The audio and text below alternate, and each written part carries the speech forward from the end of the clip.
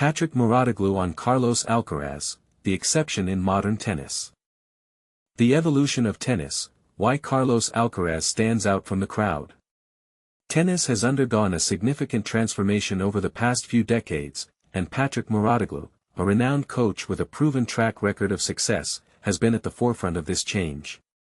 Having guided Serena Williams to multiple Grand Slam titles and currently coaching Naomi Osaka, Mouratoglou has a unique perspective on the game and its evolution.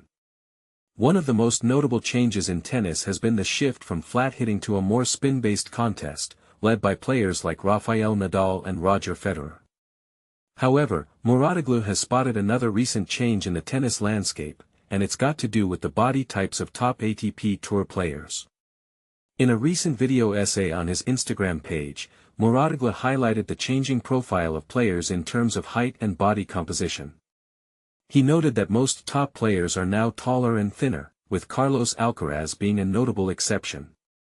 But here's where it gets interesting. Mouratoglou believes that Alcaraz's unique body type is actually an advantage in today's game. Mouratoglou pointed out that players like Djokovic, Sinner, Zverev, Tsitsipas, and Medvedev are all very tall and thin, with huge serves and incredible power. He attributes this to their ability to accelerate at the same speed as smaller players, but with longer arms, resulting in faster ball speeds.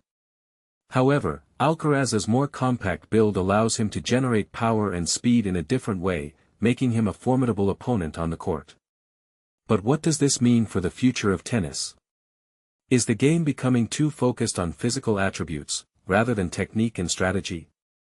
And what implications does this have for younger players looking to break into the sport?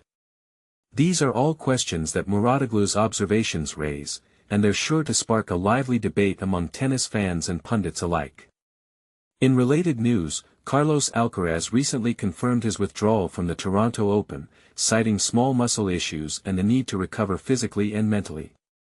This decision has added fuel to the ongoing debate about the ATP Tour schedule, with many arguing that it's too demanding and needs to be revised. So, what do you think? Is the emphasis on physical attributes in tennis a?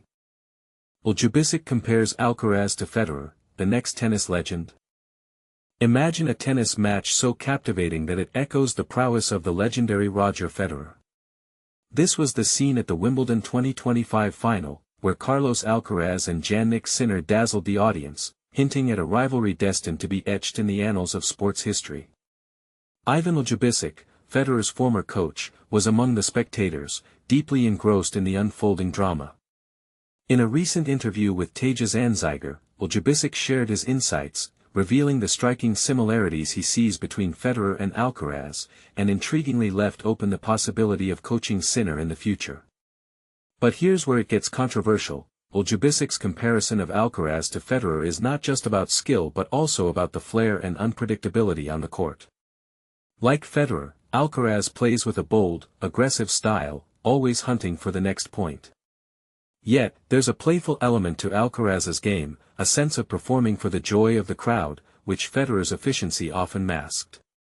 This blend of performance and playfulness in Alcaraz's style raises a provocative question: is tennis just as much about entertainment as it is about competition? And this is the part most people miss, the potential coaching link between Ljubicic and Sinner. Ljubicic, currently engaged in other professional commitments, hinted at a future where he might coach again. The prospect of him guiding Sinner, known for his raw power and tactical acumen, could bring a fresh dynamic to the sport. Ljubicic's history of coaching a legend like Federer gives him a unique perspective on what it takes to mold a champion. Could this be a hint that we might see him taking Sinner under his wing, aiming to replicate his success with Federer? The Sinner-Alcaraz rivalry first caught Ljubicic's attention during a challenger tournament when Alcaraz was just 16 and Sinner 18. The promise shown by both players was immense, and their desire to clinch Grand Slam titles was palpable.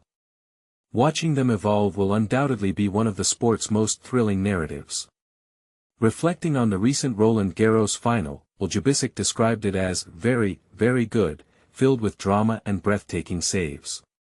Yet, he criticized the hyperbolic reactions of some commentators, like John McEnroe, who claimed that players like Nadal wouldn't stand a chance against the new talents. Ljubicic believes that while the next generation is impressive, they have yet to surpass the heights reached by players in earlier eras. What do you think? Does Alcaraz truly mirror Federer in his play, or is this just a captivating narrative to keep us hooked? And what about Ljubicic potentially coaching Sinner? Could this be the key to unlocking new heights for the young star? Share your thoughts and join the discussion below. Carlos Alcaraz, the exception to tennis modern body type trend, expert analysis. The modern tennis landscape reveals a fascinating physical evolution among top players, but there's one superstar breaking the mold. Patrick Mouratoglou, renowned coach of Serena Williams and Naomi Osaka, recently highlighted a striking pattern. Today's elite male players increasingly share tall, lean physiques with long limbs built for explosive power. This modern body type, as Mouratoglou calls it, includes giants like Novak Djokovic, Jannik Sinner, Alexander Zverev, Stefanos Tsitsipas, and Daniil Medvedev. Their physiques amplify serve velocity and ground stroke power. Imagine the advantage when longer arms whip through the air at matching speeds to shorter competitors. But here's where it gets controversial. World number 2 Carlos Alcaraz defies this trend entirely. Standing noticeably stockier than his rivals, Alcaraz proves elite success doesn't require fitting this emerging template. Does this signal a shift toward physical homogenization in tennis? And could Alcaraz's outlier status become a strategic advantage as opponents adapt to facing similar body types? This physical evolution arrives amid another headline-grabbing shift, the mass withdrawal of stars from the Toronto Masters. Just days after Wimbledon, Sinner, nursing an elbow injury from a brutal fall, Alcaraz, strategically resting for the US Open, Djokovic, struggling with a groin issue, and Jack Draper, arm injury, all pulled out. The timing is significant. This Masters 1000 event is a critical US Open tune-up.